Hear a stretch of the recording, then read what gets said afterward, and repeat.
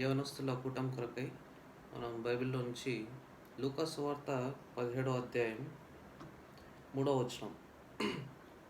లూకా సువార్త 17వ అధ్యాయం 3వ వచనం. మీ విషయమై మీరే జాగ్రత్తగా ఉండుడి. నీ సహోదరుడు తప్పిదం చేసిన ఎడల అతని గద్దించుము. అతడు మారుమనసు పొందిన ఎడల అతని క్షమించు. ప్రార్థన చేస్తాం. ప్రేమ కృప పర్లోకాన్ని చేరిందా నాకు సంచరిస్తున్నాం. మరొకసారి నీ పాదాల దగ్గర చేరి ఈ విధంగా ప్రయాణస్తుల కుటుంబంలో ప్రభావ మాకు ఇచ్చిన ఉత్తమైన సమయం బట్టి నీకు ఎలా సంచరించుకున్నాం. మమ్మల్ని కూడా ప్రభావ నీ రక్తంతో కడిగి శుద్ధి చేసి నీ బిడ్డలుగా చేసుకున్నందుకు నీకు ఎలా సంచరించుకున్నాం. ప్రభావ ఎప్పుడో నాశనం అయిపోతున్నాం. మమ్మల్ని ఇంతవరకు ప్రభా నీ యొక్క చేతిలో హస్తంలో ప్రభా మమ్మల్ని ఉంచుకొని ప్రభా నీ యొక్క నామం బట్టి ప్రభా మమ్మల్ని నడిపిస్తూ వస్తున్నదాన్ని బట్టి నీకు ఎలా సంచరించుకున్నాం. ఇప్పుడు కూడా ప్రభా మేము వాక్యం చదువుకుంటున్నాం. దయతో ప్రభా నీ యొక్క పరలోక జ్ఞానాన్ని ప్రభా పరలోకపు మాటల్ని ప్రభా మాకు దయచేసి ప్రభా మేము ఏ విధంగా ఈ లోకంలో జీవించవాలనో ప్రభా ఆ విధంగా మేము జీవించినట్లు నీకు ప్రభా పేరు తెచ్చేవాళ్ళుగా నామకు మహిమకరంగా జీవించడానికి నువ్వు సాయం చేసి గ్రహించమని అంధకార్చిక శక్తులు దేశంలో బంధిస్తూ నన్ను కూడా ప్రభా నీ యొక్క శిరోచట్టం మరుగుపరిచి ప్రభా నీ యొక్క మాటల్ని ప్రభా అనుగ్రహించమని కొద్ది ప్రార్థన చేస్తున్నాను పెడుతున్నాను తండ్రి. ఆమేన్. లూకా సువార్త 17వ అధ్యాయం 3వ వచనం. మీ విషయమై మీరే జాగ్రత్తగా ఉండుడి. నీ సహోదరుడు తప్పిదం చేసిన ఎడల అతని గద్దించుము. అతడు మారుమనసు పొందిన ఎడల అతని క్షమించు. కాబట్టి ఇక్కడ చూసినట్లయితే యేసు ప్రభు తన శిష్యులతో ఈ విధంగా బోధిస్తూ ఉన్నాడు అనమాట. మీ విషయమై మీరే జాగ్రత్తగా ఉండుడి. కాబట్టి ఇక్కడ యవనస్తుల కుటుంబ సమయంలో మనం దేవుడు మనకు ఒక విషయాన్ని సూచిస్తున్నాడు. అదేంటంటే మీ విషయమై మీరే జాగ్రత్తగా ఉండుడి. కాబట్టి ఇక్కడ చూసినట్లయితే ఈ జాగ్రత్తగా ఉండుడి అంటే జాగ్రత్తగా ఉండడం అంటే మనం ఏం తీసుకుంటామంటే కాషన్ అనుకుంటాం కదా. అంటే ఈ జాగ్రత్తగా ఉండడం అంటే కాషన్, అక్కడ కాషన్ చూపిస్తున్నాడు. కాబట్టి మనం ఎప్పుడైనా చూసినట్లయితే బోర్డులలో రాసి పెట్టింటారు. రోడ్లో పోయేటప్పుడు కానీ లేదంటే టూరిస్ట్ డెస్టినేషన్ ప్లేసెస్లో కానీ మనం చూసినట్లయితే అక్కడ బోర్డ్స్ రాసి ఉంటారు. అదేంటంటే కాషన్ అని. కాబట్టి అక్కడ ఆ ఏరియా నుంచి కొద్ది దూరం వరకు కూడా అక్కడ యాక్సిడెంట్ జోన్ అని అది కాషన్ ఉంటుంది. లేదంటే అక్కడ కొండ చర్యలు పడిపోతుంటాయి కాబట్టి అక్కడ మీరు ఘాట్ సెక్షన్లో పోయేటప్పుడు కాషన్గా డ్రైవ్ చేయండి. లేదంటే ఒక సరస్సు కానీ టూరిస్ట్ డెస్టినేషన్ ప్లేస్లో వాటర్ ఉన్నట్లయితే నీళ్ళ దగ్గర కూడా వెళ్ళకండి. ఎందుకంటే అక్కడ కొంచెము లోతుగా ఉంది కాబట్టి ఆడ కాషన్ అనేది బోర్డు పెట్టింటారు. దాన్ని మించి వాళ్ళు పోకూడదు. లేదంటే మీరు జాగ్రత్తగా ఉండండి అని అక్కడ మనము ఈ లోకంలో మనుషులు ఆ బోర్డ్స్ అలా పెట్టి మనల్ని జాగ్రత్త చేస్తూ ఉంటారు. అదేవిధంగా ఆత్మీయ జీవితంలో కూడా యేసు ప్రభు తన శిష్యుల్ని కూడా ఆ కాషన్ లెక్కి తీసుకొస్తున్నాడు అనమాట. అంటే ఆ కాషన్ చెప్తున్నాడు, మీరు జాగ్రత్తగా ఉండండి. దేని విషయమై అంటే మీ విషయమై మీరే జాగ్రత్తగా ఉండండి. కాబట్టి ఈ కాలంలో ఈ కొన్ని నెలల నుంచి మనం చూసినట్లయితే మనం కూడా మన యొక్క జీవితమే, ఈ లోకం యొక్క జీవితమే కంప్లీట్గా పరిపూర్ణంగా మారిపోయింది. కాబట్టి ఎప్పుడైతే ఈ యొక్క తెగులు వచ్చిందో ఈ కోవిడ్-19 అనేది, కాబట్టి దాని తర్వాత గవర్నమెంట్ కూడా ఎన్నో స్టెప్స్ తీసుకొచ్చి చెప్తా ఉంది. అదేంటంటే సోషల్ డిస్టెన్సింగ్ అని. కాబట్టి మీకై మీరు జాగ్రత్తగా ఉండండి. కాబట్టి ఆ కరోనా వైరస్ ఎవరికన్నా వచ్చినట్లయితే వాళ్ళ దగ్గర నుంచి మీరు దూరంగా ఉండండి.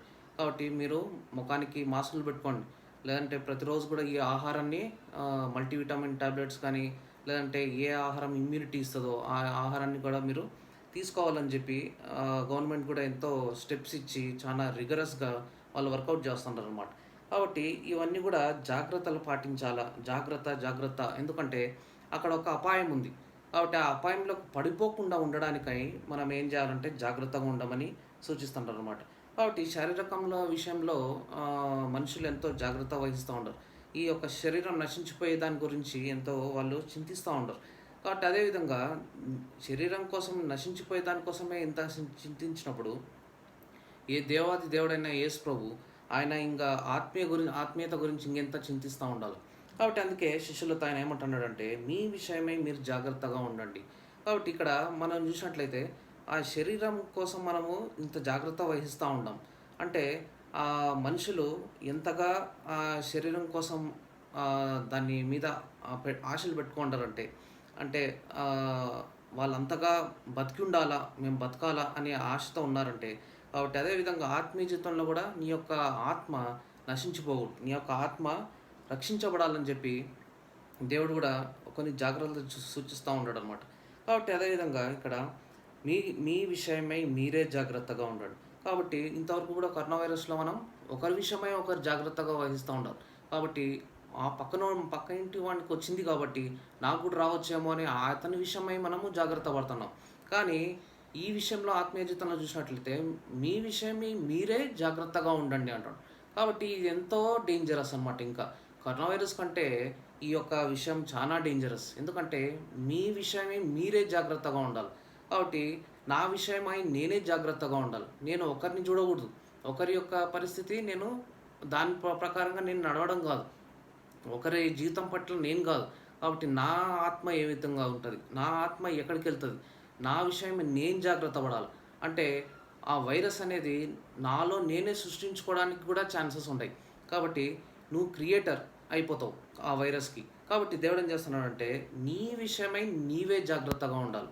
కాబట్టి వేరే వాళ్ళ కోసం నువ్వు జాగ్రత్త పడ్డం కాదు, నీ విషయమై నువ్వు జాగ్రత్తగా ఉండాలి. కాబట్టి ఎందుకంటే ఈ ఆత్మీయ జీవితంలో మనిషి తాను వైరస్ని తనలోనే తానే సృష్టించుకోగలుగుతున్నాడు.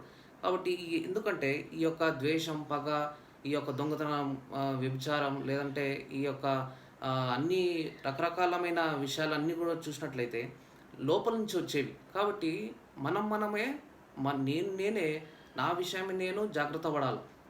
నేనేమన్నా నాలోనే ఒక కొత్త వైరస్ని నేను సృష్టించుకుంటానన్నా, నా ఆత్మీయ జీవితాన్ని నశించిపోయే వైరస్ ఏమన్నా నేను సృష్టించుకుంటానన్నా అనే విషయాన్ని మనం గమనించినట్లయితే మనం జాగ్రత్త పడతాం. అందుకే యేసు ప్రభు ఏం చెప్తున్నాడంటే మీ విషయమై మీరే జాగ్రత్తగా ఉండండి. కాబట్టి వేరే వాళ్ళ విషయం కోసం మీరు జాగ్రత్తగా కాదు ఉండాల్సింది. ఆత్మీయ జీవితంలో ఇక్కడ చెప్తున్నాడు. శారీరకంగా జీవితంలో మనుషులు ఇంతగా చేసినప్పుడు యేసు ప్రభు శరీరం కంటే ఆత్మ ఇంకా గొప్పదని సూచిస్తూ ఇక్కడ ఆత్మకు ఆ వైరస్ సోకిందంటే మీరెంతో నష్టపోతారని చెప్పి ఇక్కడ దేవుడు ఏం చెప్తున్నాడంటే మీ విషయం మీరే జాగ్రత్తగా ఉండాలంటున్నాడు. కాబట్టి నా విషయంలో నేను ఆ ఆత్మీయ జీవితంలో ఒక వైరస్ని సృష్టించుకోకుండా, నా ఆత్మీయ జీవితం నాశనం అయిపోకుండా నేనేం చేసుకోవాలా, నేనే జాగ్రత్త పడాలి. అప్పుడే నేను ఏం చేస్తాను, నేను విమోచింపబడతాను. అప్పుడే నేను పరలోకానికి వెళ్ళగలను. అప్పుడే దేవుని యొక్క సింహాసనం ముందు నేను నిలబడగలను. కాబట్టి ఇక్కడ దేవుడు జాగ్రత్తగా ఉండుడి అని సెలవిస్తున్నాడు అనమాట. కాబట్టి బైబిల్లో ఎంతోమంది కూడా యవనస్తులుగా ఎంతోమంది వాళ్ళు ఒక ఆత్మని, శరీరాన్ని కూడా జాగ్రత్తగా వహిస్తూ వచ్చినారు. కాబట్టి వాటిల్లో ఒకరైన మనిషిని మనం ఈరోజు చూద్దాం.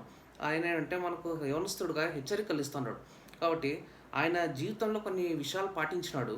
కాబట్టి అవే మన జీవితంలో కూడా పాటించండి అని, అంటే ప్రజలందరికీ కూడా పాటించండి అని ఒక దృఢంగా, నమ్మకంగా ఆయన బోధిస్తున్నాడు అన్నమాట. ఆయన ఎవరంటే యెహోషువ గ్రంథం 22వ అధ్యాయం, జాషువా చాప్టర్ 22 వర్స్ 5. యెహోషువ గ్రంథం 22వ అధ్యాయం 5వ వచనం. అయితే మీ పూర్ణ హృదయంతోనూ మీ పూర్ణ ఆత్మతోనూ మీ దేవుడైన యెహోవాను ప్రేమించుచు ఆయన మార్గములన్నిటిలో నడుచుకొనుచు ఆయన ఆజ్ఞలను గైకొనుచు ఆయనను హత్తుకొని ఆయనను సేవించుచు యెహోవా సేవకుడైన మోషే మీకు ఆజ్ఞాపించిన ధర్మమును, ధర్మశాస్త్రమును అనుసరించి నడుచుకొనుడి. కాబట్టి ఇక్కడ యెహోషువ ఇశ్రాయేలీయులకు బోధిస్తున్నాడు అనమాట. అంటే ఈ రూబేనీయులు, గాదీయులను, మనష్షే, అర్థగోత్రపు వారిని పిలిపించి వాళ్ళతో ఏమంటున్నాడంటే మీరు ఇంతవరకు మీకు ఆజ్ఞాపించిన వాటన్నిటిలో కూడా నా విషయంలో, అంటే దేవుని విషయంలో మాట విన్నారు. కాబట్టి బహుదినముల వరకు, నేటి వరకు మీ సహోదరులను విడువక్క మీ దేవుడని యెహోవా ఆజ్ఞను అనుసరించి నడిచి ఉన్నారు. కాబట్టి మీ యొక్క సహోదరులతో దేవుడు చెప్పినట్లుగా వారికి నెమ్మది కలిగజేసినాడు. కాబట్టి మోషే సెలవిచ్చిన స్వాస్థ్యం, యోర్దాను అవతల ఏదైతే స్వాస్థ్యం మీకు అనుగ్రహించినాడో ఆ దేశంలో కూడా మీరు ఆ నివాసంలోకి మీరు తిరిగి వెళ్ళుడి. కాబట్టి ఆ విధంగా చెప్పి కింద ఈ 5వ వచనంలో ఈ విధంగా బోధిస్తున్నాడు. మీ పూర్ణ హృదయంతో, మీ పూర్ణ ఆత్మతో మీ దేవుడైన యెహోవాను ప్రేమించుచు. కాబట్టి ఇక్కడ మనం చూసినట్లయితే యెహోషువ కొన్ని విషయాలు తన యవనస్థ కాలంలో ఆయన పాటించినాడు. కాబట్టి అవే ఇశ్రాయేల్ దేశస్తులు కూడా, ఆ రూబేనీయులు, గాదీయులు, మనష్షే వాళ్ళకు కూడా వాళ్ళు హెచ్చరిస్తున్నాడు అనమాట.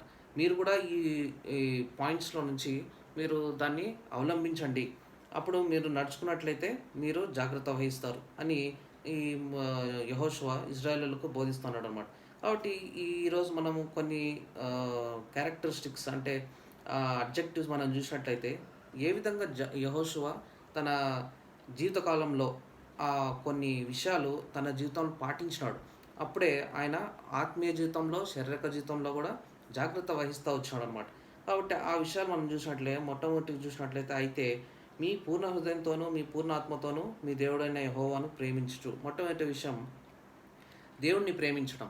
కాబట్టి ఇది ఎంతో సింపుల్. ప్రతి మెసేజ్‌లో గానీ, లేదంటే అప్పుడప్పుడు మనం వింటానే ఉంటాం. దేవుడిని ప్రేమించడం అనేది. కాబట్టి యవ్వనస్తుల జీవితంలో ఈ దేవుడిని ప్రేమించడం అనేది చాలా సెన్సిటివ్ అనమాట. ఎందుకంటే దేవుడే చెప్పినాడు యెహోషువ గ్రంథం 23వ అధ్యాయం 11వ వచనం. కాబట్టి మీరు బహు జాగ్రత్త పడి మీ దేవుడైన యెహోవాను ప్రేమింపవలెను. కాబట్టి ఇక్కడ చూసినట్లయితే దేవుడు ఏం చెప్తున్నాడంటే ఉట్టి ప్రేమించడం కాదు, బహు జాగ్రత్త కలిగి యెహోవాను ప్రేమించాలి. మీ దేవుడైన యెహోవాను ప్రేమింపవలెను. బహు జాగ్రత్త. కాబట్టి ఇక్కడ మామూలు జాగ్రత్త కాదు. అందుకే ఇది చాలా సెన్సిటివ్ అనమాట. లవ్ అనేది అంటే దేవుని ప్రేమించడం అనేది బహు జాగ్రత్త, చాలా సెన్సిటివ్ ఇది. ఎందుకంటే మనం ఈ లోకంలో జీవిస్తున్నాం.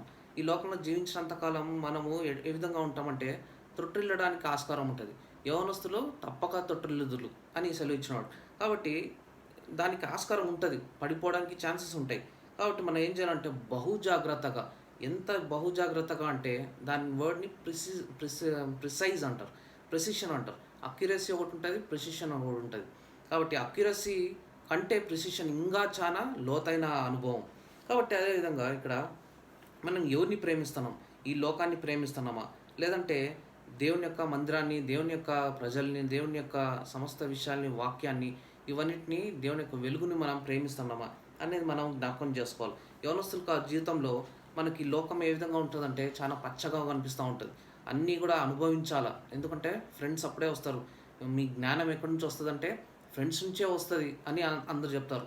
కాబట్టి ఆ నాలెడ్జ్, విజ్డమ్ అనేది కూడా నువ్వు ఎక్కువగా సోషల్‌గా నువ్వు మూవ్ అయితే ఆ యాప్స్, ఈ యాప్స్ అవి చూడడం, లేదంటే ఫేస్‌బుక్‌లో ఉండడం, లేదంటే ట్విట్టర్‌లో, లేదంటే ఇంకా కొత్త కొత్త మెసేజింగ్ యాప్స్‌లో అన్నిట్లో నువ్వు సోషల్ దాంట్లో ఉన్నట్లయితే నువ్వు ఎక్కువగా నాలెడ్జ్ ఇంప్రూవ్ అవుతావు. లేదంటే ఎక్కువగా నువ్వు మనుషులతో ఉన్నట్లయితే నీకు ఎక్కువ నాలెడ్జ్ వస్తది. నువ్వు సెపరేట్‌గా ఉన్నట్లయితే నీకు రాదు అని లోకస్తులు ఏం చేస్తా ఉంటారు, యవనస్తుల జీవితంలో వాళ్ళని ఎక్కువగా ఇది ప్రేరేపిస్తూ ఉంటారు. ఎందుకంటే మనం ఎక్కువగా కాలేజ్‌లో గానీ ఉన్నప్పుడు పనిచేసే దగ్గర ఉన్నప్పుడు మనం ఎక్కువ ఇన్‌ఫ్లూయెన్స్ అయితా ఉంటాం ఈ మాటలకన్నిటికి. కాబట్టి మనము జాగ్రత్త వహిస్తూ ఉండాలి. దేవుడు ఏం చెప్పినాడంటే బహు జాగ్రత్త కలిగి నన్ను ప్రేమించాలా. కాబట్టి ఎక్కడ మనం స్లిప్ అయితామో మనం మనం ప్రతిరోజు కూడా మన యొక్క ప్రేమని దేవుని ఎదుట చెక్ చేసుకుంటూ ఉండాలన్నమాట. అప్పుడే మనం ఏమైతామంటే యెహోషువ ఏ విధంగా ప్రేమిస్తూ వచ్చినాడు దేవుడిని, అది కూడా అదే విధంగా మనం కూడా ప్రేమిస్తూ ఉండొచ్చు అనమాట. కాబట్టి ఈ లోకంలో ప్రేమించడం అనేది చాలా కష్టం. కాబట్టి ఎప్పుడైతే మనమైతే ప్రభా ఇది చాలా కష్టం అని మనం దేవుని దగ్గరికెళ్ళి, మనం దేవుని యొక్క పాదాల దగ్గర ప్రతిరోజు ఉదయం, దాని తర్వాత రాత్రి ఆ విధంగా మనం ప్రార్థన చేసుకుంటా ఉన్నట్లయితే దేవుడు ఏం చేస్తాడంటే తప్పకుండా మనల్ని ఆ యొక్క మార్గంలో నడిపిస్తూ ఉంటాడనమాట. రోమీయులకు రాసిన పత్రిక 8వ అధ్యాయం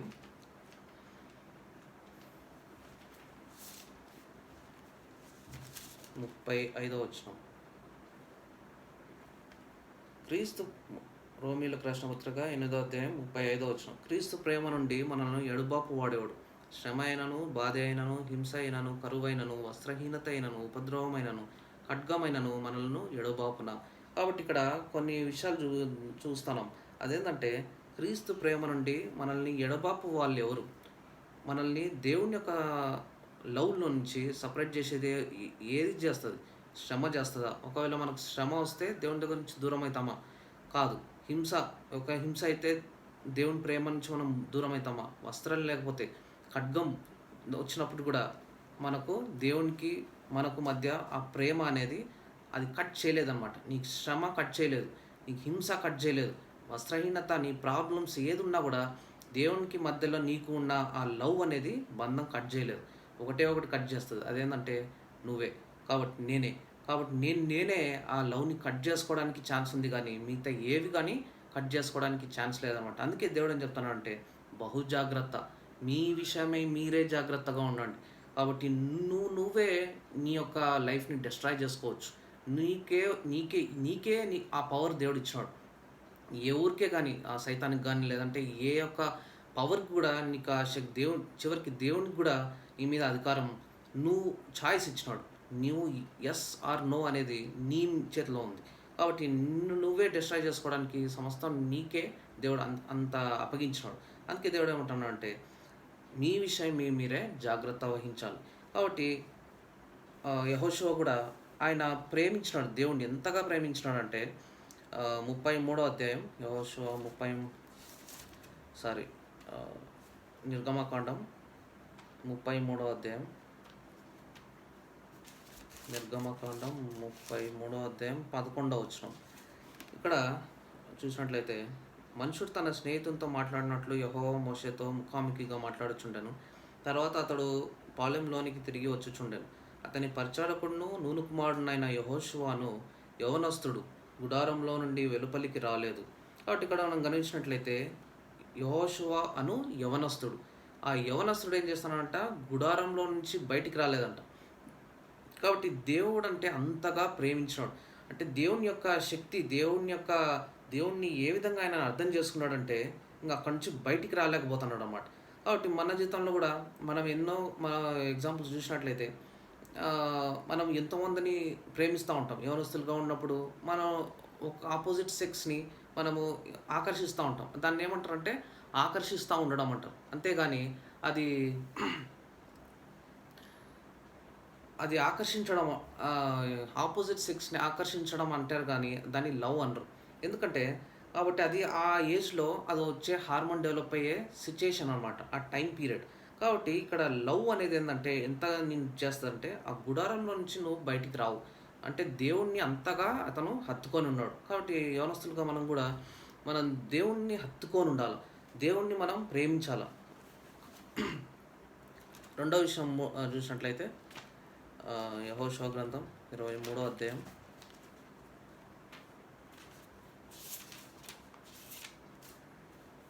22వ అధ్యాయం 5వ వచనం. ప్రేమించుచు ఆయన మార్గములన్నిటిలో నడుచుకొనుచు. కాబట్టి రెండవ విషయంలో ఆయన మార్గంలో మనము నడవాలంట. కాబట్టి కీర్తనల గ్రంథం 119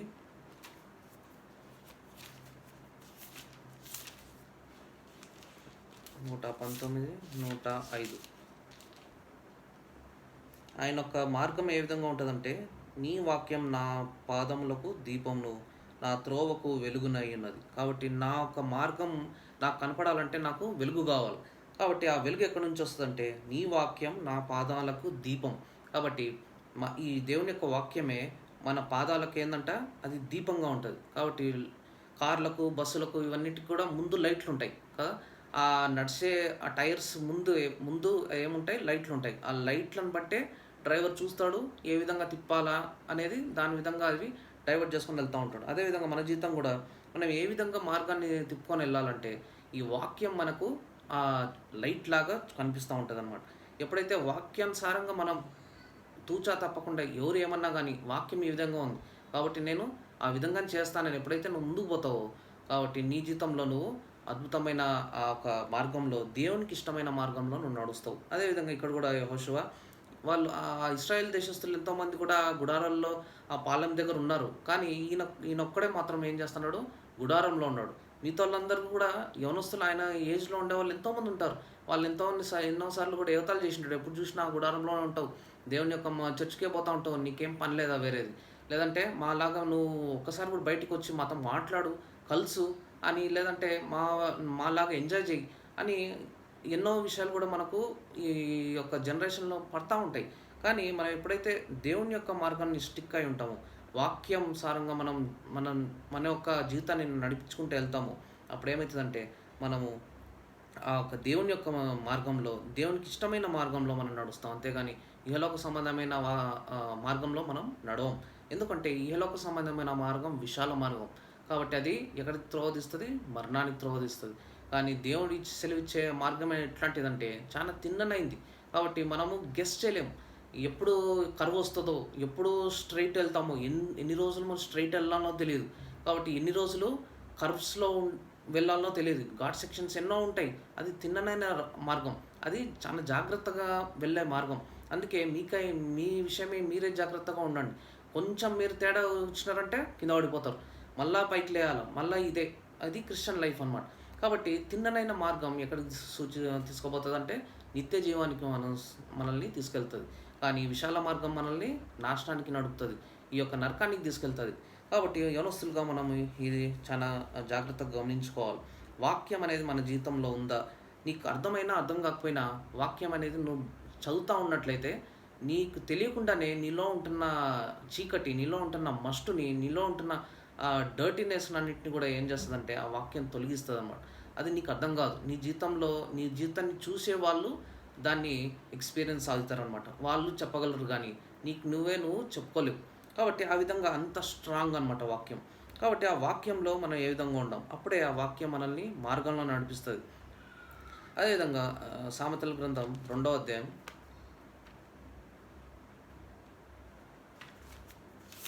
13వ వచనం.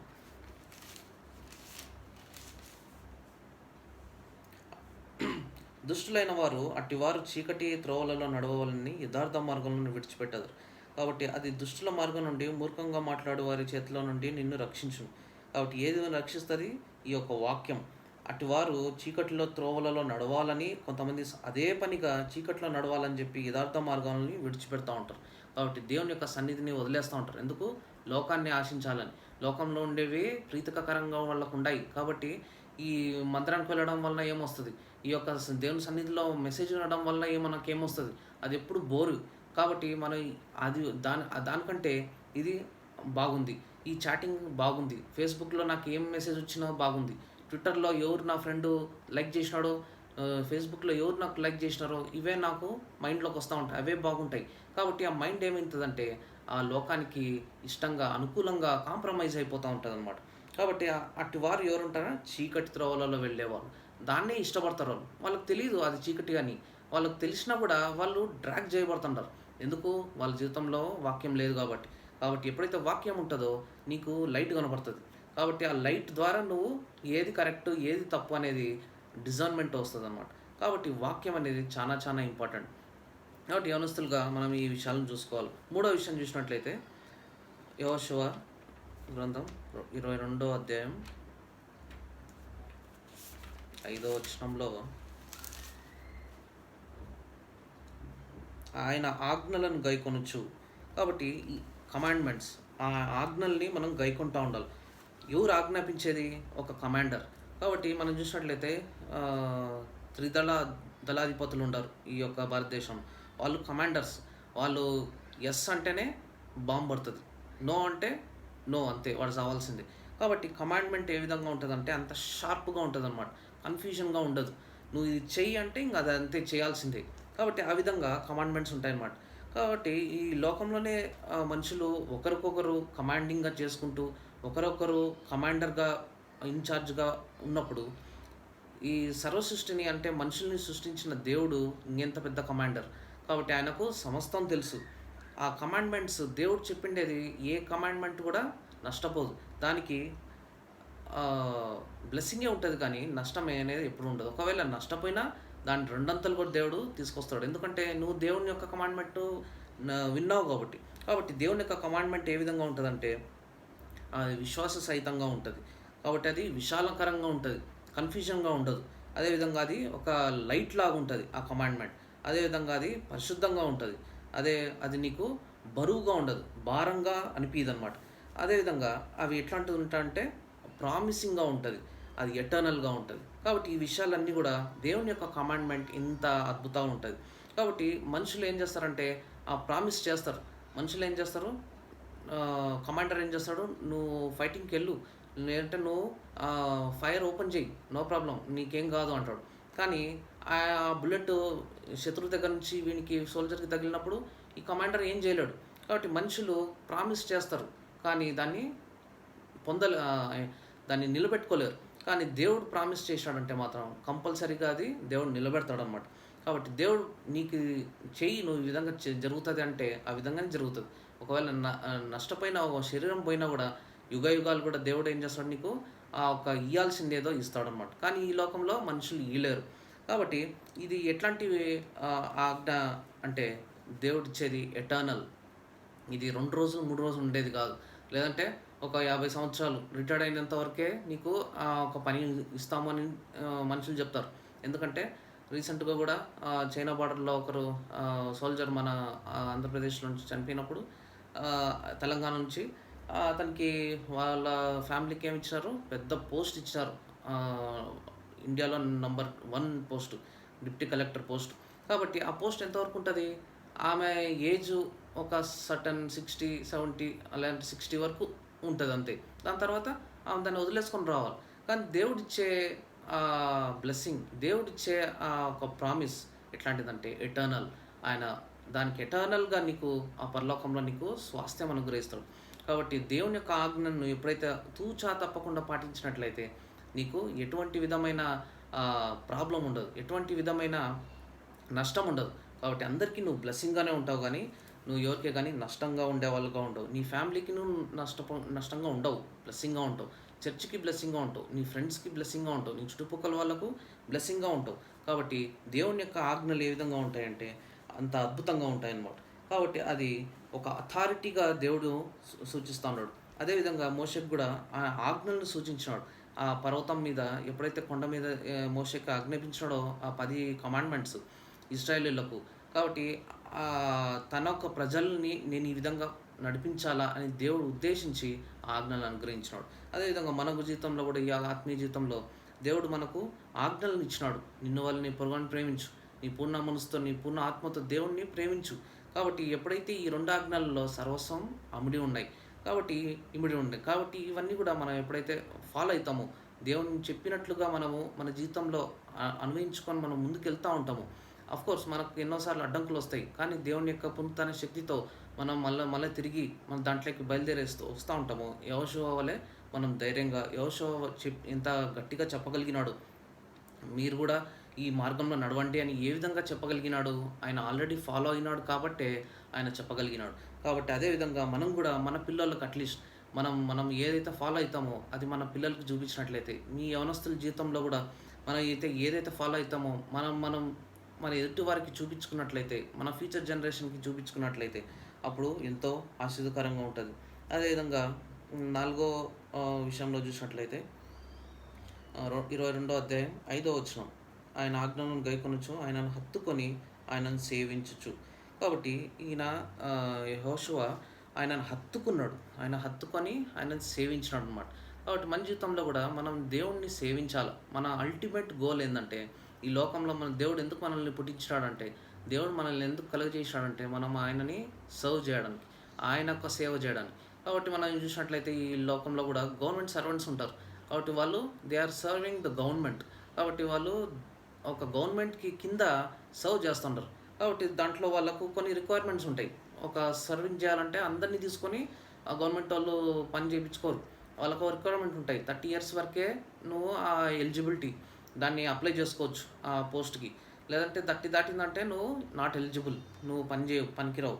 అదేవిధంగా దానికి రివార్డ్స్ కూడా చాలా ఉంటాయి కదా! గవర్నమెంట్ సర్వెంట్ ఒకసారి నువ్వు గవర్నమెంట్ జాబ్ నీకొచ్చిందంటే నీకు ఎన్నో ఉంటాయి. నీ ఒక పోస్ట్ బట్టి. నువ్వు కొంచెం middle level, high level, group 2, group 1 వచ్చిందంటే నీకు వెహికల్ వస్తది. నీకు ఒక క్వార్టర్స్ ఉంటాయి. అన్నీ ఫ్రీగా ఉంటాయి. లేదంటే గవర్నమెంట్ నుంచి నీకు చాలా వరకు నీకు సాయం, సపోర్ట్ అవన్నీ ఉంటాయి. నువ్వు భయపడాల్సిన అవసరం లేదు. జాబ్ సెక్యూరిటీ ఉంటది. కాబట్టి ఇవన్నీ కూడా ఏందంటే రివార్డ్స్. అది రిక్వైర్మెంట్ ఏందంటే మీకు కొన్ని క్వాలిఫికేషన్స్ ఉంటాయి. అదేవిధంగా ఈ యొక్క ఆత్మీయ జీవితంలో కూడా దేవుని యొక్క సేవించాలంటే కొన్ని రిక్వైర్మెంట్స్ ఉంటాయి. ఆ రిక్వైర్మెంట్స్ ఏందంటే మనం చూసినట్లయితే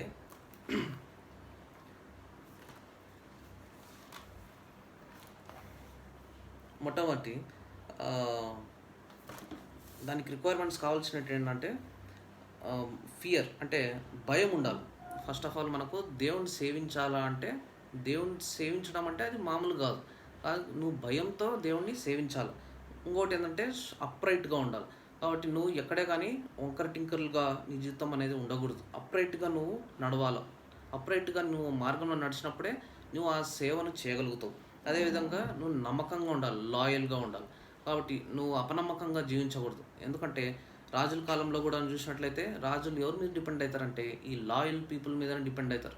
ఎందుకంటే వాళ్ళు ఏం ప్రాబ్లం వచ్చినా ఏం చేసినా వాళ్ళు రాజుని ఏ విధంగా రక్షిస్తారంటే వాళ్ళ ప్రాణం పోయినా సరే వాళ్ళు నిలబడుకొని అక్కడ ఉంటారనమాట. వాళ్ళు అపాయం వచ్చినప్పుడు తప్పించుకొని పారిపోరు. రాజును వదిలేసి వాళ్ళు పారిపోరు. వాళ్ళు చచ్చినా కూడా రాజు నిలబడాలి. అదేవిధంగా ఇక్కడ కూడా మనం చూస్తాం బాడీ గార్డ్స్ ఉంటారు. కాబట్టి వాళ్ళు ఏం చేస్తారు, ఒక మనిషి ప్రధానమంత్రి లేదంటే చీఫ్ మినిస్టర్ లేదంటే హై విఐపీస్ వాళ్ళ దగ్గర అంతా వాళ్ళు గన్మెన్స్ ఉంటారు. వాళ్ళందరూ ఏమంటే ఆ బాడీని ప్రొటెక్ట్ చేసుకోవడానికి. కాబట్టి వాళ్ళంతా లాయల్గా ఉంటారు. వాళ్ళ వాళ్ళ సొంతం అనేది వాళ్ళ సెల్ఫ్ అనేది దాన్ని తీసేస్తారు. వాళ్ళు చచ్చినా పర్వాలేదు.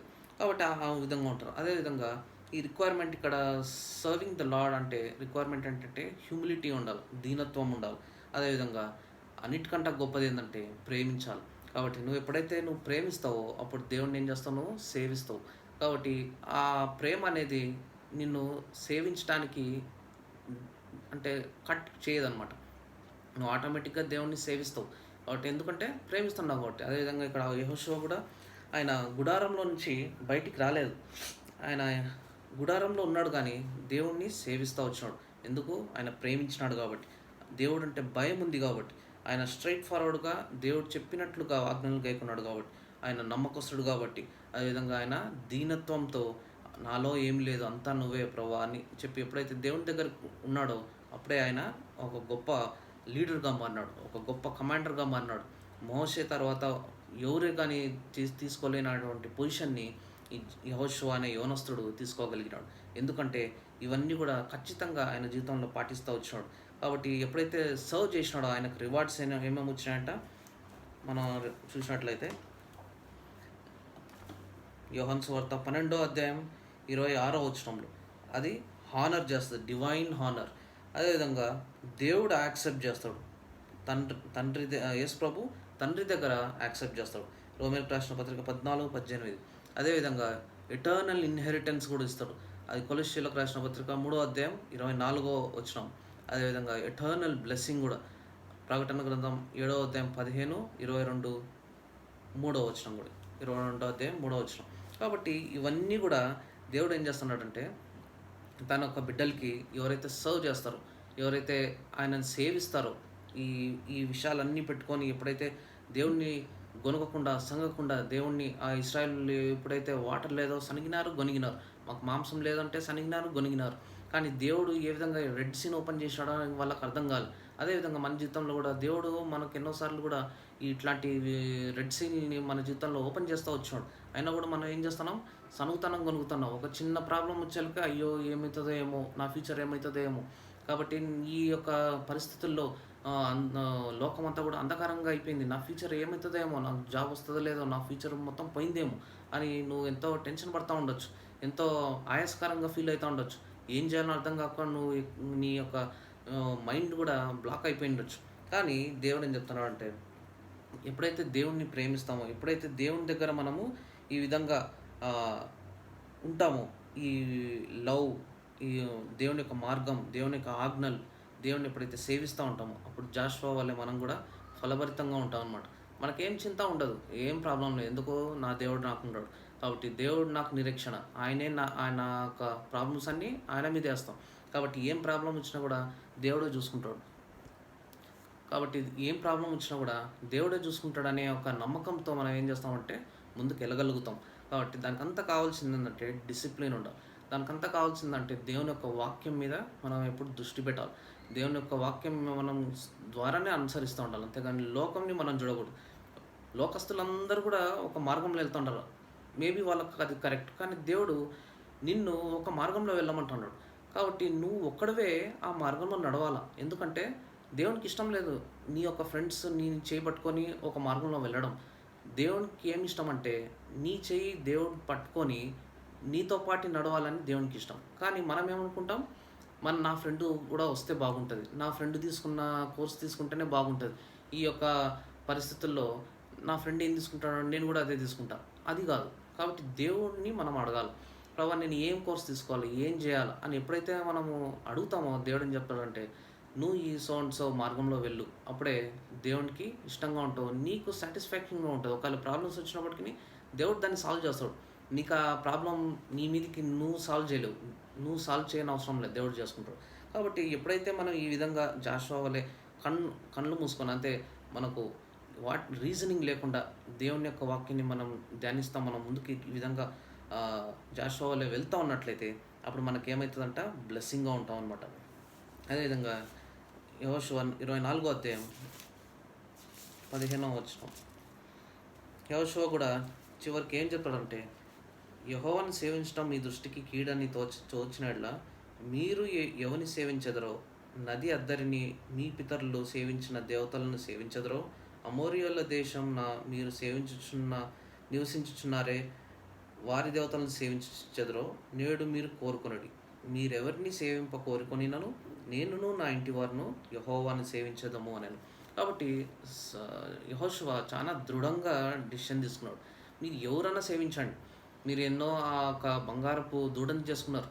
కాబట్టి ప్రతి దగ్గర కూడా మీరు విగ్రహాలను చేసుకున్నారు. ఆ అమోరియులను, ఆ దేవతలన్నిటిని కూడా మీరు సేవిస్తూ వచ్చినారు. దేవుడు రెడ్ సీని డివైడ్ చేసినా కూడా దేవుని వైపు మీరు చూడకుండా ఈ యొక్క మట్టి బొమ్మల్ని, లేదంటే ఈ యొక్క మనుషులు తయారు చేసుకున్న విగ్రహాలని, వాళ్ళ ఊహకు వచ్చిన విగ్రహాలని తయారు చేసుకొని సేవిస్తున్నారు.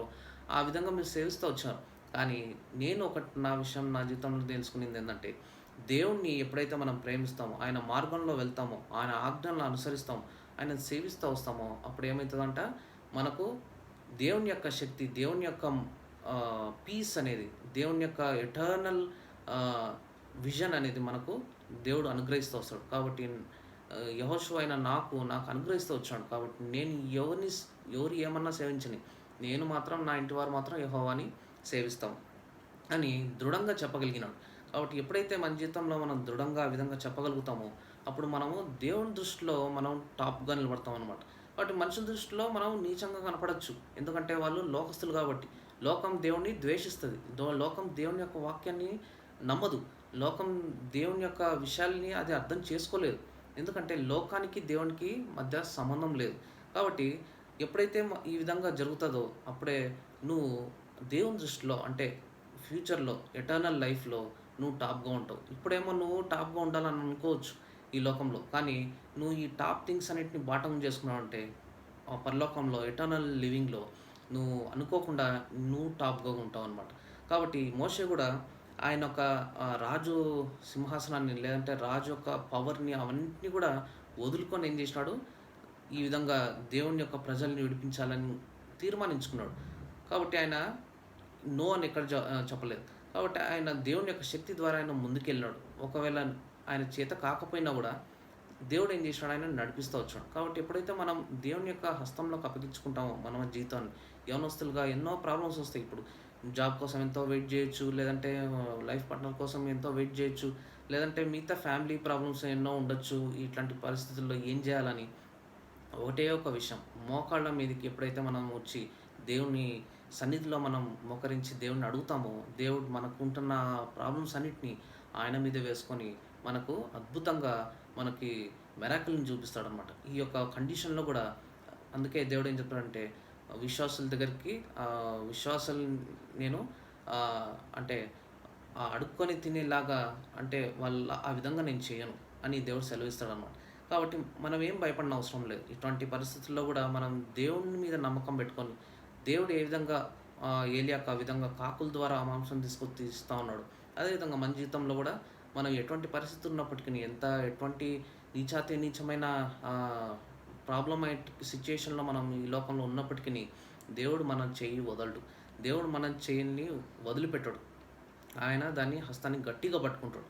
కాబట్టి మనకు కనపడదు, కానీ మనం అనుకుంటాం, కానీ దేవుడు మనల్ని సురక్షితంగా కాపాడుతూ వస్తున్నాడు అన్నమాట. కాబట్టి అదేవిధంగా ఈ యొక్క విషయంలో మీకై మీరు జాగ్రత్తగా, మీ విషయమే మీరే జాగ్రత్తగా వహించుకోండి అని దేవుడు సెలవిస్తున్నాడు అన్నమాట. కాబట్టి యవనస్తులుగా మనం నేర్చుకోవాల్సింది ఏంటంటే, నేను జాగ్రత్తగా ఉండా, నా జీవితం ఏ విధంగా ఉంది, దేవునికి ఇష్టంగా ఉందా, లేదంటే దేవునికి అగెయిన్స్ట్గా ఉందా. కాబట్టి ఆ విధంగా మనం చూసుకున్నట్లయితే మనల్ని మనమే జాగ్రత్తగా వహించుకుంటాం. ప్రకటన గ్రంథం 3వ అధ్యాయం ఇక్కడ చూసినట్లయితే 11వ వచనం. ప్రకటన 3వ అధ్యాయం 11వ వచనం. నేను త్వరగా వచ్చుచున్నాను, ఎవడునూ నీ కిరీటం అపహరింపకుండానట్లు నీకు కలిగిన దానిని గట్టిగా పట్టుకొనుము. కాబట్టి మనకు కలిగిన దానిని ఏదైతే ఉందో యవనస్తులుగా మన యొక్క రక్షణ, కాబట్టి దేవుని యొక్క సన్నిధి, ఇవన్నీ కూడా ఎప్పుడైతే మనం గట్టిగా పట్టుకుంటామో, మన ఈ సాల్వేషన్‌ని వదిలిపించుకోకుండా ఇట్లాంటి పరిస్థితుల్లో మనం ఏ విధంగా యోబు యొక్క భార్య ను దూషించి చనిపో అని చెప్పిందో, ఆ విధంగా కాకుండా మనం ఎప్పుడైతే మన యొక్క సాల్వేషన్‌ని గట్టిగా పట్టుకుంటామో, అప్పుడే మనకేమైతదంటే దేవుని యొక్క హెల్ప్ మనతో ఉంటది. మనకేం భయపడన అవసరం లేదు. కాబట్టి ఆ విధంగా మనము ఒక రక్షణని గట్టిగా పట్టుకోండి. అప్పుడే మీరు జాగ్రత్తగా ఉంటారు. అదేవిధంగా యేసుప్రభు కూడా తన శిష్యులతో మీ విషయమై మీరే జాగ్రత్తగా ఉండండి. మీ విషయమై మీరే వైరస్‌ని మీలో ఆత్మీయ జీవితంలో క్రియేట్ చేసుకోకుండా మీరు జాగ్రత్త వహించండి. అప్పుడే మీ యొక్క ఆత్మీయ జీవితం ఎంతో ఆరోగ్యకరంగా ఉంటది. అప్పుడే మీ యొక్క ఆత్మీయ జీవితం ఎంతో సురక్షితంగా ఉంటది. అప్పుడే మీ ఆత్మీయ జీవితం ఎంతో ఫలభరితంగా ఉంటది అని దేవుడు సెలవిస్తున్నాడనమాట. కాబట్టి ఆ యొక్క వైరస్‌ని క్రియేట్ చేసేది ఎవరంటే మనమే క్రియేట్ చేసుకుంటాం. ఎందుకంటే మనకే దేవుడు చాయిస్ ఇచ్చినాడు. వేరే వాళ్ళకి ఇయలే. మనం వేరే వాళ్ళ మీద డిపెండ్ అవసరం లేదు. ఆత్మీయ జీవితంలో ఎవరు సంబంధించిన ఆత్మీయ జీవితం వాళ్ళదే. కాబట్టి అది కంటేజియస్ కాదు కదా! ఎందుకంటే వాళ్ళొక ఆత్మీయ జీవితంలో పడిపోతున్నారంటే, నువ్వు వాళ్ళతో ఉన్నావంటే, నువ్వు వాళ్ళని పైకి తీసుకురావచ్చు ఒకవేళ నీకు శక్తి ఉంటే. ఒకవేళ నువ్వు అట్లనే ఉన్నావంటే, నువ్వు కూడా ఆ విధంగా ఉండడానికి ఛాన్సెస్ ఉంటది. కానీ ఎవరు జీవితంలో వాళ్ళే దాన్ని క్రియేట్ చేయగలుగుతారు. కాబట్టి అది నీకొచ్చి నీకు తగులుకునే ఆ విధంగా ఉండదు గానీ, నువ్వు క్రియేట్ చేసుకుంటే నీ యొక్క ఆత్మీయ జీవితం పతనానికి నీవే కారకుడవు. కాబట్టి ఆ విధంగా యేసు ప్రభు మీ విషయమై మీరే జాగ్రత్తగా ఉండండి ఈ లోకంలో. కాబట్టి ఏ విధంగా ఆ విధంగా హెచ్చరిస్తున్నట్లే మనం కూడా యవనస్తులుగా ఈ లోకంలో జాగ్రత్త వహించినట్లయితే ఆ మిగతావన్నీ కూడా ఆయనే చూసుకుంటాడు. ఎప్పుడైతే మనం సర్వస్వం మన జీవితాన్ని ఆయన చేతిలో సమర్పించుకున్నట్లయితే మనము ఆయన కాడి కింద, ఆయన హస్తం క్రింద, ఆయన రక్త ప్రోక్షణ కింద ఉన్నట్లయితే అప్పుడు దేవుడు ఆయనే సమస్తాన్ని చూసుకుంటాడనమాట. కాబట్టి ఆ విధంగా మనం చేసినట్లయితే మనం బ్లెస్సింగ్‌గా ఉంటాం. వేరే వాళ్ళకి బ్లెస్సింగ్‌గా ఉంటాం. మనకే కాన్ఫిడెన్స్‌గా ఉంటది. దేవుని మీద ఇష్టంగా ఉంటది. ఏ విధంగా యెహోషువ గుడారం నుంచి బయటికి రాలేదో అదే విధంగా మనం కూడా ఆయనని సంపూర్ణ సేవలో మనం కూడా ఉంటాం. అప్పుడే మనకు ఎవర్ లాస్టింగ్ విక్టరీ వస్తదనమాట. కాబట్టి ఆ విధంగా మనం దేవుడు చేయడానికి మన జీవితంలో సహాయపడడానికి దేవుడు మనకు సాయం చేయనుగాక.